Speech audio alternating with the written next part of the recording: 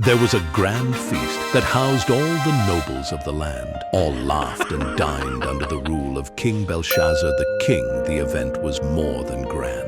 As the people cheered and laughed their worries away, it was here that Belshazzar had a surprise waiting for you. See, earlier that day, the king's guards, under a royal decree, raided the coffers of the temples to gather all the gold and silver wares. The Levites were furious. They protested in the temple. The Nethinim that were scattered in the streets saw the guards as they trampled. The temple assistants kneeled down, trying to beg for mercy. In the end, the temple was pillaged, not by raiders, barbarians, or pagans, but their own king for his mad gatherings. As the wine and food overflowed in the king's presence, the city lost some of its true essence. Then the servants came from behind the grand door. They all were carrying plates filled with silver and gold cups galore. The guests once again cheered as they saw this extravagance. The king Belshazzar gave in to all their indulgence.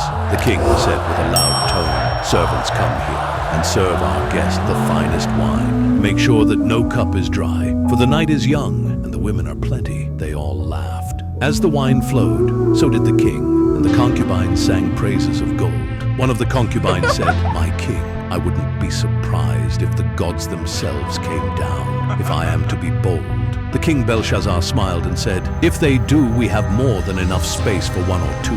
Then he burst out in laughter. As the night grew darker, then a strong gust of wind blew in from the east, almost blowing off all the candles and lamps. When the wind vanished, the king and the guest were all shocked to see what looked like a hand levitated in the air and started writing on the wall.